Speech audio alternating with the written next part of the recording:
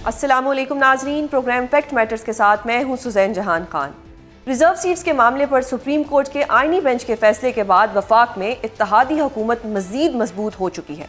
इस फैसले ने पाकिस्तान तहरीक इंसाफ को रिजर्व सीट से महरूम करने के बाद कौमी असम्बली में ये seats Pakistan Peoples Party, Pakistan Muslim League नून और JUI के नाम कर दी हैं। कौमी असम्बली में रिजर्व सीट्स की तादाद 22 है, जिनमें से 19 सीट्स ख्वातीन की हैं जबकि 3 सीट्स माइनॉरिटीज़ की हैं। आईनी बेंच के फैसले के बाद कौमी असम्बली में पाकिस्तान मुस्लिम लीग नून को 15 और पाकिस्तान पीपल्स पार्टी को 4 सीट्स मिलेंगी और यूं कौमी असम्बली में हुकूमती इत्तेहाद को मजमूई तौर पर 19 सीट्स मिलेंगी। इस फैसले के बाद हुकूमती इत्तेहाद की सीट्स की तादाद 214 से बढ़कर 233 हो जाएगी और यूं कौमी असम्बली में हुकूमती इत्तेहाद को 2/3 मेजॉरिटी भी हासिल हो जाएगी। दूसरी जानिब आईनी बेंच के इस फैसले को पाकिस्तान तहरीक इंसाफ ने मायूस कुन फैसला करार देते हुए अदलिया के म्यार पर सवाल उठा दिए हैं। चेयरमैन PTI बैरिस्टर गौहर ने जजेस साहिबान से अपील की है कि इंसाफ होता दिखाई देना चाहिए। अदलिया से हमें मायूसी हुई है। खान साहब ने इंसाफ के नाम पे ये तहरीक शुरू की है। 27 साल से इसके लिए कोशिश की। जब खान साहब ने इसकी बुनियाद डाली तो रूल अपला और जुडिशरी कारकर्दगी में पाकिस्तान 9वें नंबर पे था। आज पाकिस्तान 129 नंबर पे है। इसका मतलब यह है कि इंसाफ का हसूल आज जितना मुश्किल है 1996 में इतना मुश्किल नहीं था। अफसोस के साथ कहना पड़ता है, जब दुनिया ने हर फील्ड में तरक्की की, बदकिस्मती के साथ पाकिस्तान के अदलिया और जुडिशरी में कोई प्रोग्रेस नहीं आ सका। नाजरीन, हुकूमती इत्तेहाद मजीद मजबूत हो चुका है। इससे कबल हमने देखा था कि 2 रोज़ पहले तक तमाम तरह एतराज़ात, इख्तलाफात और बजट का रास्ता रोकने की धमकियों के बावजूद पाकिस्तान पीपल्स पार्टी बजट की मंजूरी के वक्त हुकूमत के साथ खड़ी हो गई थी। 10 जून को यह बजट पेश हुआ था तो इसके बाद हुकूमत के इत्तेहादी जमात पाकिस्तान पीपल्स पार्टी ने इस बजट पर शदीद तहफ़्फ़ुज़ात का इजहार किया था। पाकिस्तान पीपल्स पार्टी की जानिब से इस बजट को अवाम दुश्मन बजट करार दिया गया था। इसमें आम आदमी के लिए कोई रिलीफ नहीं है। इस बजट के पास होने से पहले पहले हम एक मुल्कगीर एहतजाज का ऐलान करेंगे, जिसमें हर जगह के ऊपर हम जाएंगे और उसकी फिर जिम्मेदारी हमारे ऊपर नहीं होगी, हुकूमत के ऊपर होगी। माली मुश्किलात हैं तो सिर्फ मजदूरों के लिए, गरीबों के लिए, किसानों के लिए, पेंशनर्स के लिए है। आपके लिए, हुक्मरान तबकात के तमाम हिस्सों के लिए कोई माली मुश्किल नहीं। वहां पे हर जगह पे आपने अपने बजट में इजाफा कर। इसके बाद अचानक हालात बदल गए, जज्बात बदल गए और पाकिस्तान पीपल्स पार्टी ने इस अवाम दुश्मन बजट को मंजूर करवाने में हुकूमत का साथ देने का ऐलान कर दिया। While the budget may not be perfect, it has incorporated some, if not all, of the Pakistan People's Party input, and my party will be supporting the federal budget. नाज़रीन, बजट की बात करें तो 10 जून को पेश होने वाला बजट और 26 जून को मंजूर होने वाले बजट में कोई खास फर्क नहीं है। सैलरी क्लास पर टैक्स में कोई तब्दीली नहीं की गई। प्रॉपर्टी पर टैक्स की परसेंटेज भी वही है जो बजट पेश करते हुए तजवीज़ की गई थी। ताहम इस तरमीमी बिल में सिर्फ सोलर पैनल पर लगाए गए टैक्स को 18% से कम करके 10% किया गया है। यानी पेश होने वाले बजट और मंजूर होने वाले बजट में कोई विजिबल डिफरेंस नहीं है। इसके बावजूद पाकिस्तान पीपल्स पार्टी ने बजट की मुखालफत से लेकर बजट की हिमायत तक का सफ़र कैसे तय किया, इस सब पर बात करेंगे। हमारे साथ मौजूद हैं पाकिस्तान पीपल्स पार्टी के सीनियर रहनुमा और साबिक वजीर ख़जाना नवीद कमर। सर, बहुत शुक्रिया प्रोग्राम में अपना कीमती वक्त देने के लिए। सर, जिस वक्त बजट आया और हमने देखा कि बड़ा ही अवाम दुश्मन बजट था, आपकी जमात ने बहुत आवाज़ उठाई कि हम इस बजट को पास नहीं होने देंगे, लेकिन फिर अनफॉर्चुनेटली वो बजट पास हो गया, आपकी जमात की हिमायत से ही पास हुआ। सर, जो अवाम दुश्मन बजट था, जो कल तक आप लोग भी तस्लीम करते थे कि वो अवाम दुश्मन है, फिर ऑल ऑफ सडन ऐसा क्या हुआ कि वो बजट पास हो गया? नहीं, देखें, ऐसे नहीं होता। अवाम दोस्त अवाम दुश्मन की बात नहीं है। उसमें बहुत सारी खराबियां थी जो कि हमने पॉइंट आउट की ना। और फिर बजट को स्क्रूटनाइज भी जो फाइनेंस कमेटी थी, जिसको मैं खुद हेड करता हूँ, हमने किया। और जहाँ से शुरू हुए थे, देखें, ये मत भूलें कि हम एक IMF प्रोग्राम में हैं और उनकी बहुत ही कड़ी शराइत हैं जो कि पाकिस्तान मान चुका है। अब चॉइस ये होती है कि या तो उस प्रोग्राम से आप निकलें और पूरा ही जो आपकी इकोनॉमी है वो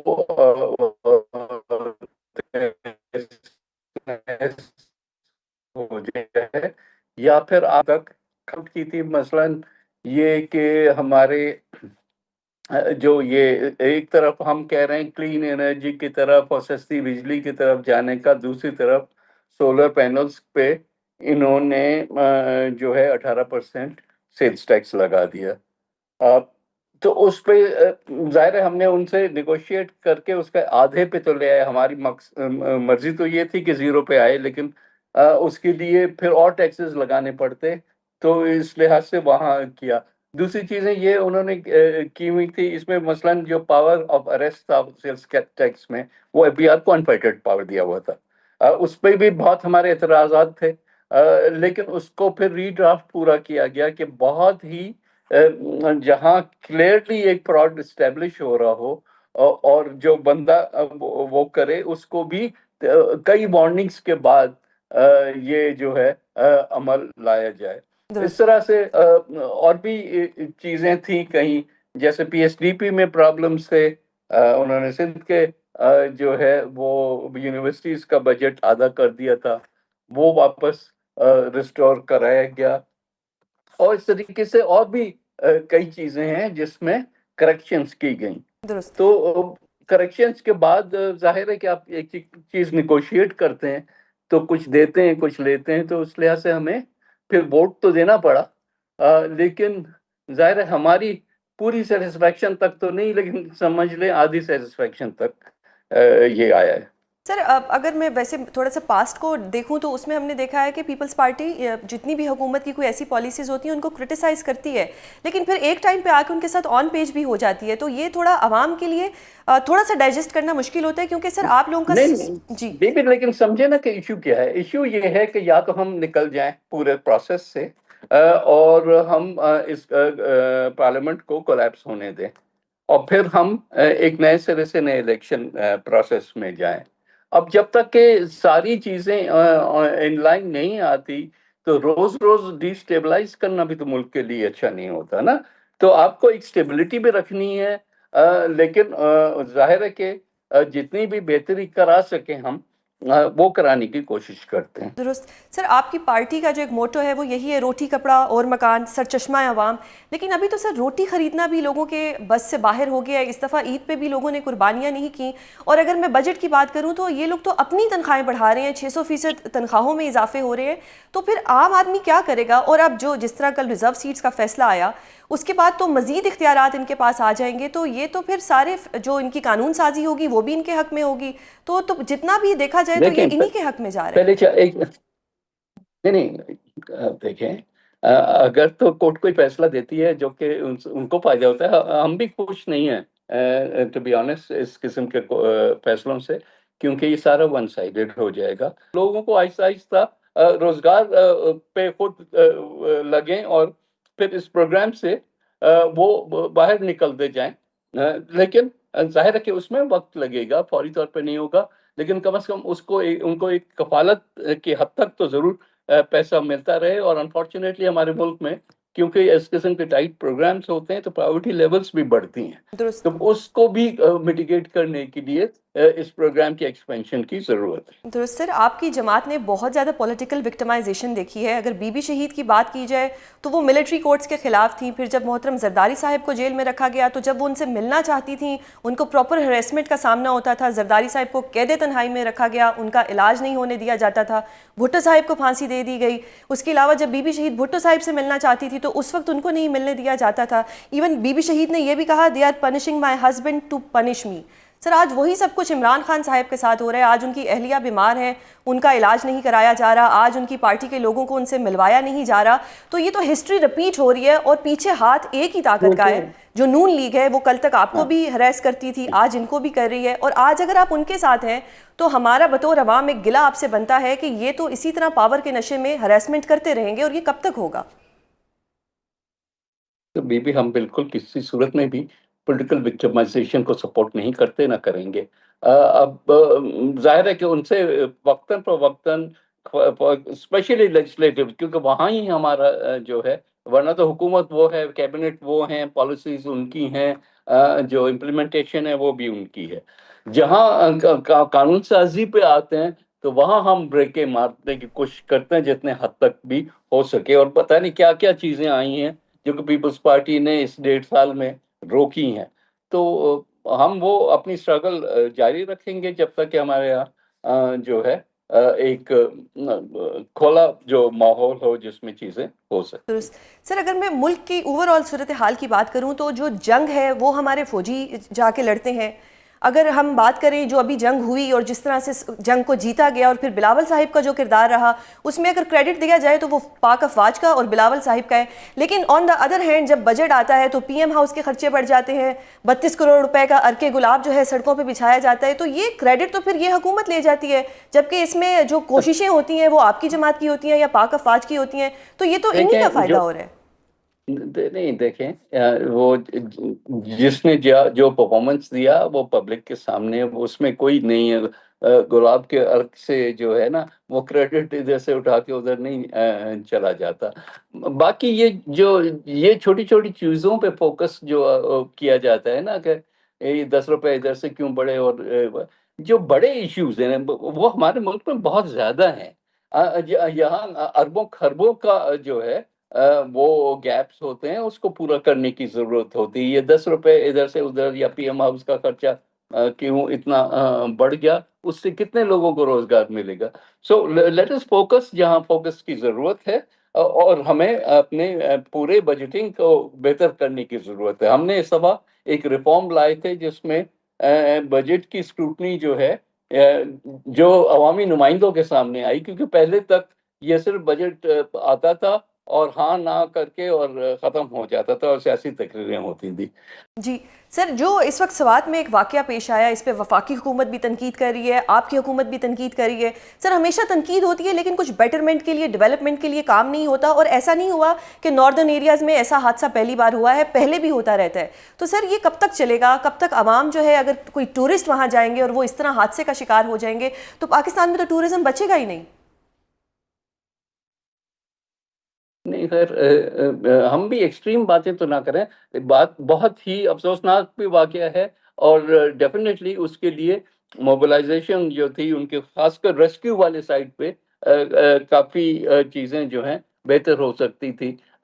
फौज को बुलाया जा सकता था, हेलीकॉप्टर्स का इस्तेमाल किया जा सकता था, जो कि टाइमली तरीके से नहीं हुआ। And I think people should be taken to task for that. बहुत शुक्रिया सर, प्रोग्राम में अपना कीमती वक्त देने के लिए। नाजरीन, बात करेंगे 12 जुलाई 2024 के फैसले से लेकर 27 जून 2025 के फैसले पर, और पीटीआई के जो अंदर इख्तलाफात हैं उस पर हमें ज्वाइन किया है सीनियर सियासतदान फवाद चौधरी साहब ने। सर, बहुत शुक्रिया प्रोग्राम में अपना कीमती वक्त देने के लिए। अब सर, अगर मैं बात करूं कल जो हुआ, आपकी जो रिजर्व सीट्स थी उन पे पहले 12 जुलाई को एक फैसला आया 2024 को, फिर कल एक फैसला आ गया।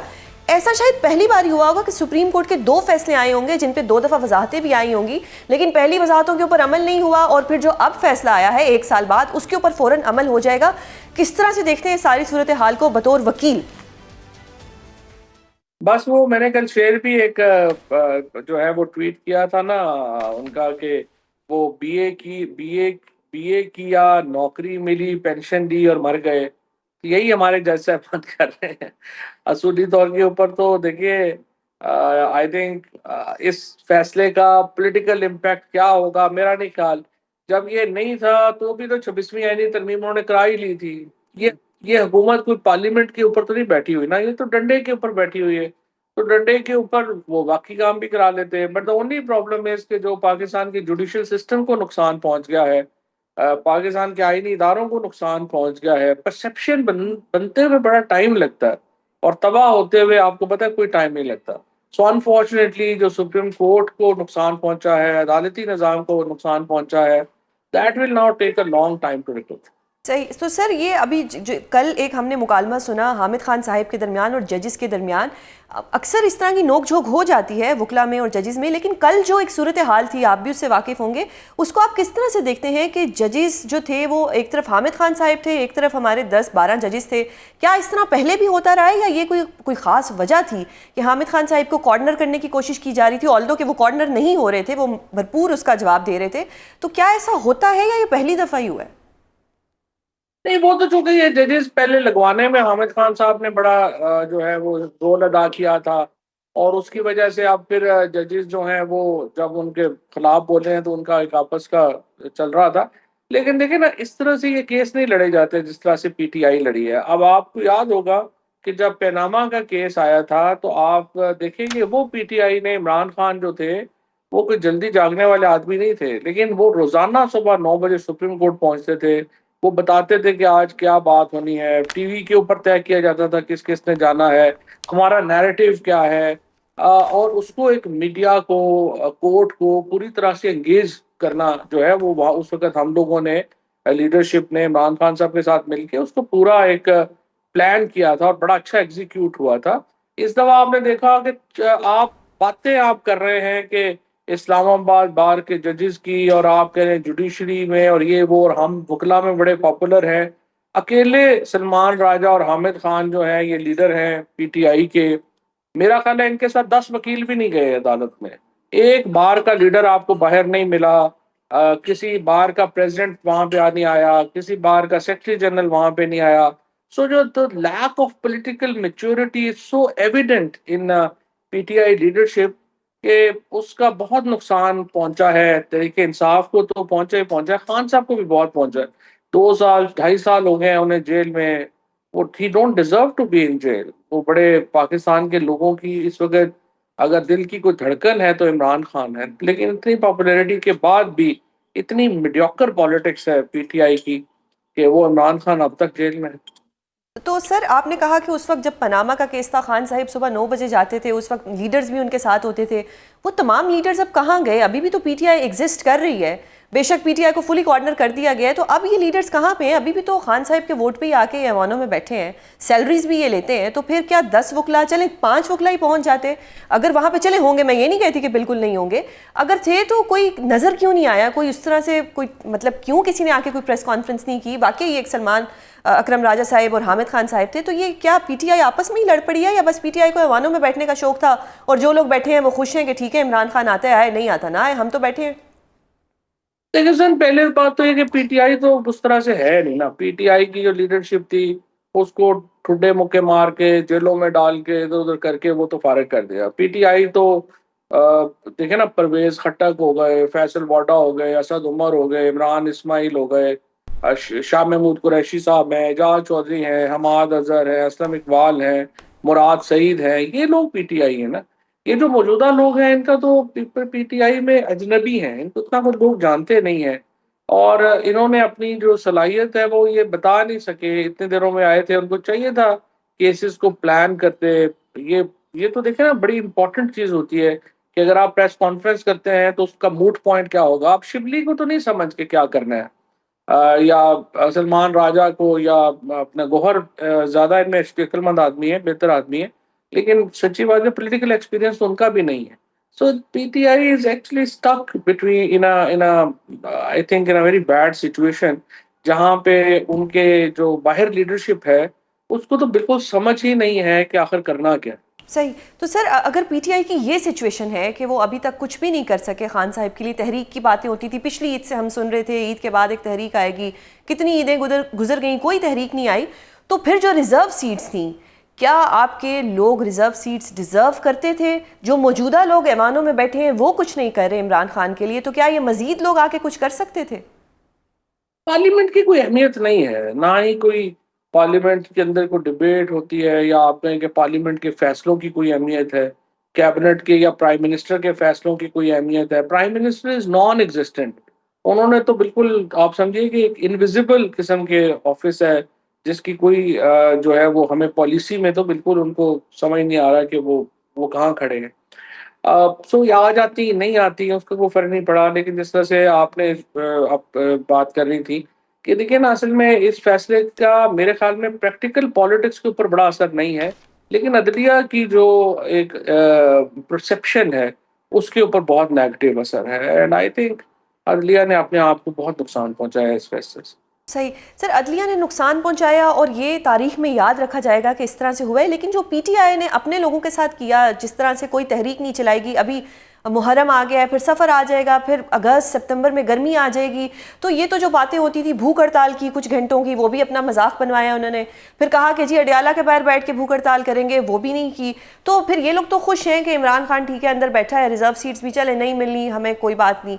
अब क्या होगा? क्या इमरान खान, जिस तरह अलीमा बीबी कहती हैं माइनस इमरान खान, ठीक है उनकी बात को ट्विस्ट कर दिया गया, लेकिन क्या इमरान खान माइनस हो रहे हैं?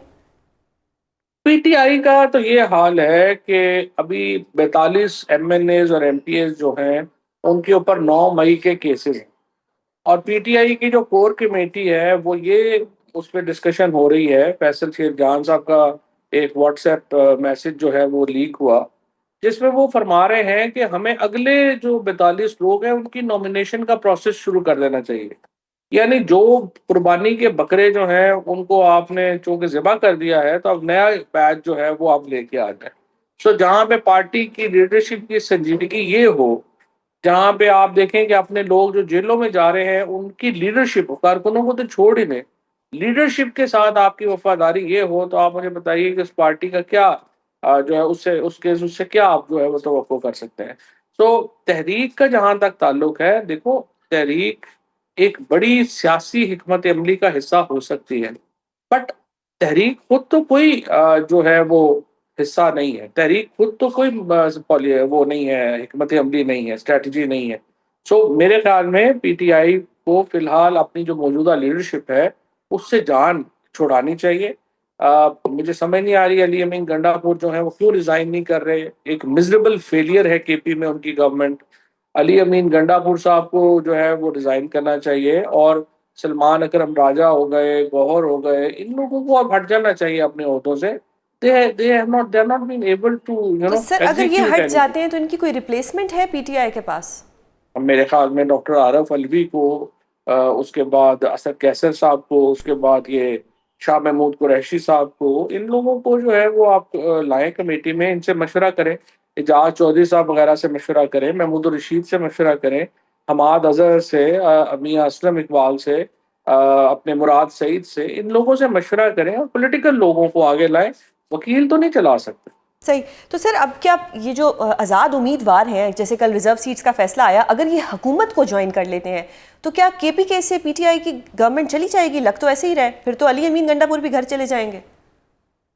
नहीं, अभी तो नहीं जाएंगे, लेकिन वो जो 9 मई के केसेस में लोग जेलों में भेजे जाएंगे, डिस्क्वालीफाई किए जाएंगे, तो इससे तो पीटीआई को तो अब सोचना पड़ेगा कि उन्होंने असेंबलियों से रिजाइन कब करना है। देखिए, ये इस वक्त तो अगर पीटीआई को थोड़ी बहुत भी अकल होती और जेयूआई के साथ उनका एक हो जाता अलायंस, और पीटीआई और जेयूआई आज इकट्ठे असेंबलियों से कर दें रिजाइन, तो फिर पार्लियामेंट की इस वक्त सबसे बड़ा प्रॉब्लम ये है कि पार्लियामेंट को लेजिटिमेसी दी हुई है इस वक्त पीटीआई ने और जेयूआई ने। अगर ये दोनों पार्टियां पार्लियामेंट से हट जाए, तो फिर वैसे ही जो है वो थोड़ी बहुत जो लेजिटिमेसी है वो भी खत्म हो जाएगी। तो आई डोंट थिंक सो कि ये जिस तरह कर रहे हैं उसका कोई फायदा होगा पीटीआई को, और अल्टीमेटली पीटीआई को सोचना पड़ेगा कि उन्होंने कब हटना है। सही। सर अभी जो जजिस ट्रांसफ़र केस है उसके ऊपर भी रिव्यू दायर हो गया है, आप किस तरह से देखते हैं कि उसका क्या फैसला आएगा? वैसे तो पीटीआई के फैसले दीवार पे लिखे हुए नज़र आ रहे हैं, बट ये रिव्यू फाइल होने के बाद आप किस तरह देख रहे हैं?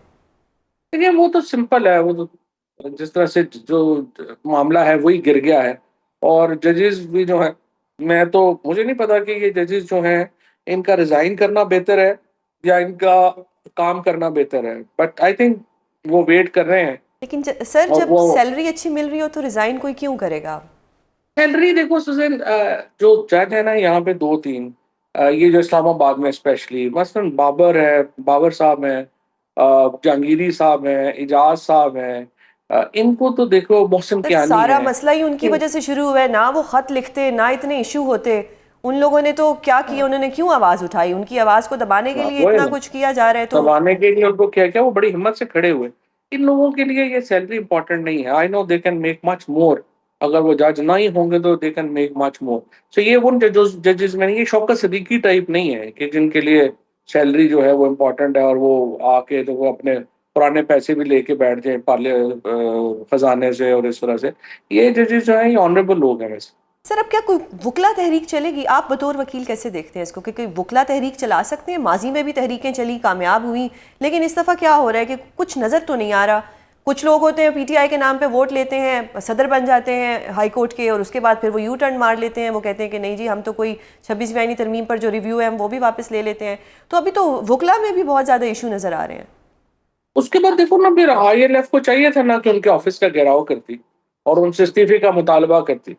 लेकिन आपने देखा ना कि आईएलएफ की लीडरशिप भी तो बड़ी कंप्रोमाइज्ड ही है ना, वो भी तो नहीं उसको उस तरह से कर सकी।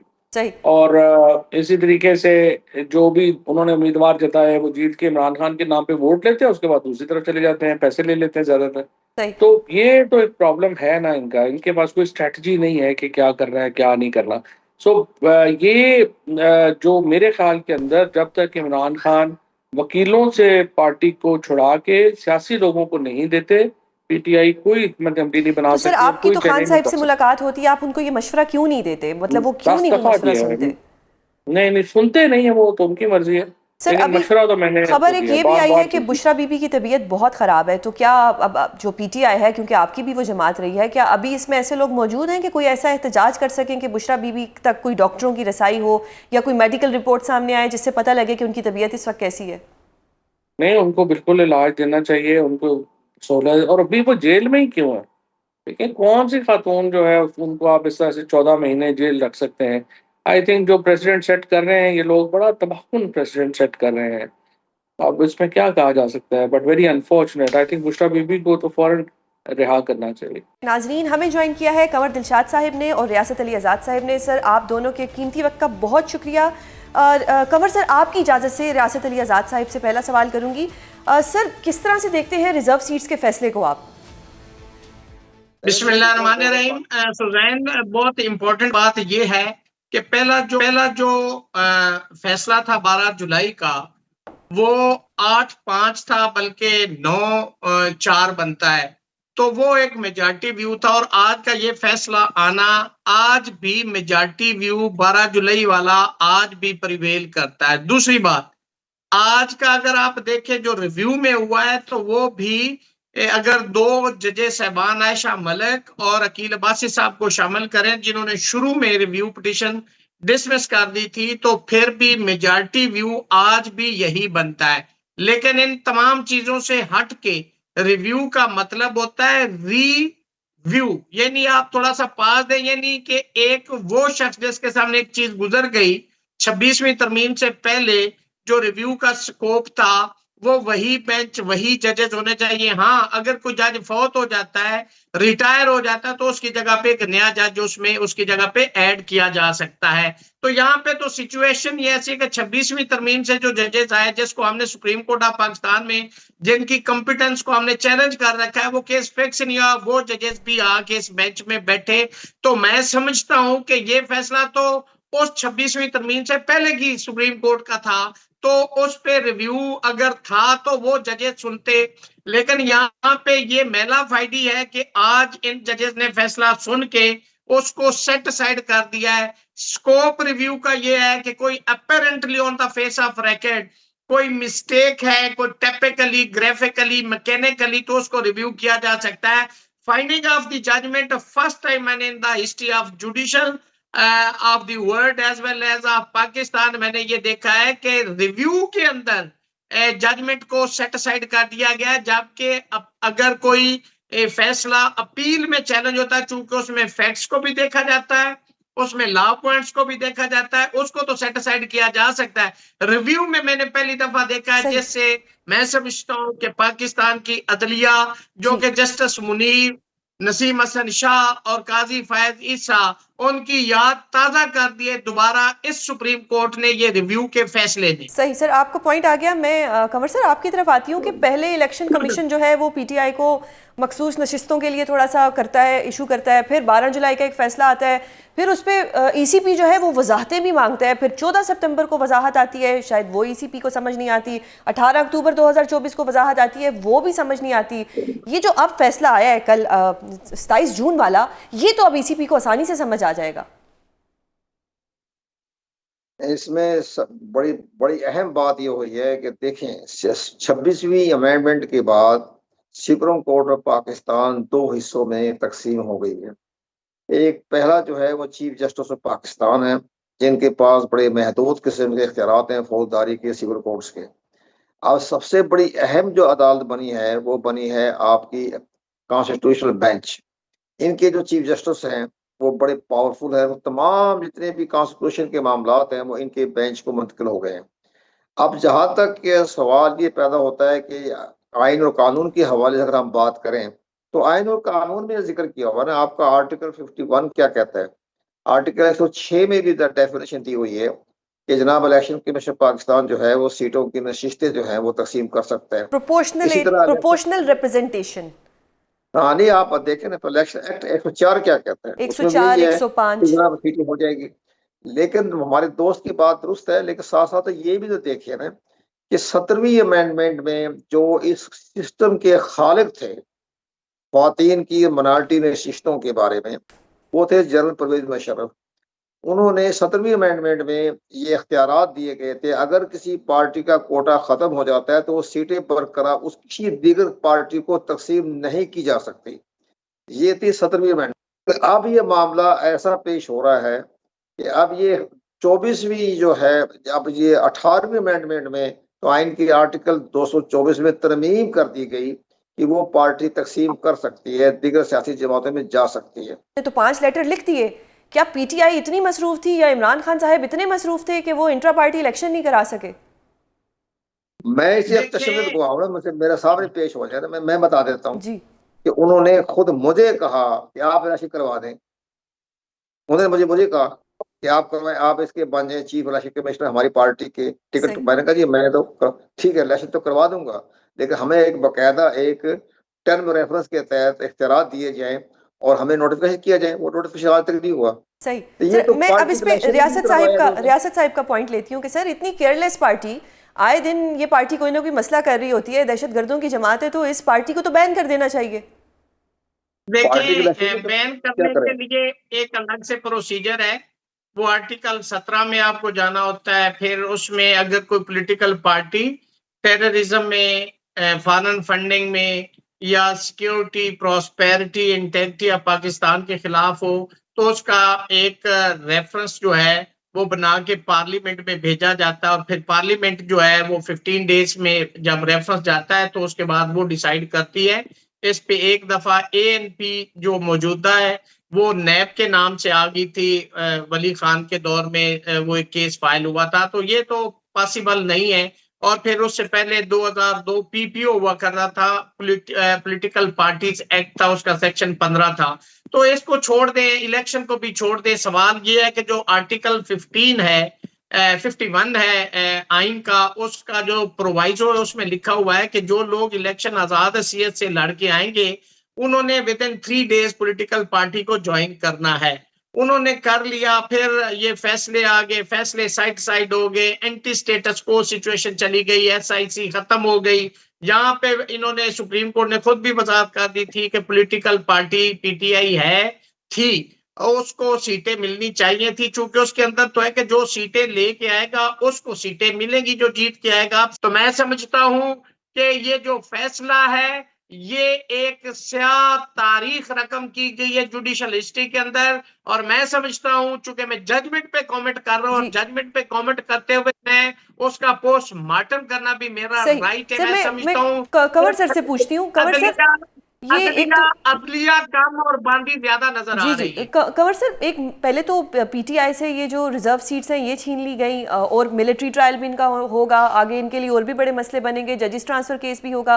ओवरऑल अगर देखा जाए तो मैं आपकी राय जानना चाह रही हूँ कि क्या इस जमात को टारगेट नहीं किया जा रहा? देखें, सबसे बड़ी अहम तो ठीक है, उनके दलाइल बड़े सुप्रीम कोर्ट के हवाले से बड़े वैलिड हैं, लेकिन सबसे बड़ी अहम बात जो उन्हें अपनी गलतियां तस्लीम करनी चाहिए। दानिशमंदी सियासत जो होती है ना, बड़ी दानिशमंदी से चलती है। जिस वक्त ठीक है हालात ऐसे पैदा हो गए, इंटरनेशनल एस्टेब्लिशमेंट भी खिलाफ हो गई, सारे मामला को देखते हुए इनको सही चाहिए ये था कि जब ये कामयाबी हो गई थी, इनको पास बड़ी मेजॉरिटी मिल गई थी आज़ाद उम्मीदवारों को, तो ऐसी पार्टी के साथ इनको चाहिए था अंडरस्टैंडिंग करवाते जो पार्लियामेंट पार्टी का हिस्सा होती। इसके लिए सबसे बड़ा गोल्डन चांस था परवेज खटक की जमात थी तहरीक इंसाफ पार्लियामेंटेरियन, जो उन्होंने पीपल पार्टी पार्लियामेंटेरियन के नाम से बनाई थी, उसकी पार्टी में शामिल हो जाते तो आज ये वक्त ना देखना होता। परवेज खटक इनका चीफ मिनिस्टर रहा 5 साल तक, 4 साल तक 3 साल तक वजीर दाखिला रहा। तो ये सारी चीजें देखते हुए इन्होंने परवेज खटक के साथ हाथ लाना चाहिए था, उसको उसकी पार्टी को शामिल करना चाहिए था, तो आज ये वक्त ना आता और भी बहुत पार्टीज थी जिनको ये कर सकते थे। बिल्कुल। या एक बड़ी अहम बात थी एमकेएम के साथ इत्तेहाद कर रहे थे। ऐसी जमात से इत्तेहाद किया, सुन्नी इत्तेहाद कौंसिल, जो पार्लियामेंट का हिस्सा ही सर नहीं है। दरअसल उनका लीडर बंद था ना, जेल में था, और लीडर तक किसी की रसाई थी नहीं। जेल में तो ऑर्डर तो जारी कर रहे थे, जेल में जाने की क्या बात थी? अब भुट्टो साहब भी तो जेल में बैठे ऑर्डर तो पास करवा ही रहे थे ना। तो ये सारी चीजें नजर तो आती रहती है, जेल में तमाम सहूलतें मौजूद थी, फैसले भी हो रहे थे, मीटिंग भी हो रही थी, सब कुछ हो रहा था, तो वही अपना फैसला कर लेते। परवेज खट्टर को बुला कहते जी हमसे गलती हो गई है, हमने आपको पार्टी से निकाल दिया था, तो अब हम आपकी पार्टी में शामिल होना चाहते हैं। जी रियासत सर कुछ कहना चाह रहे हैं। जी सर।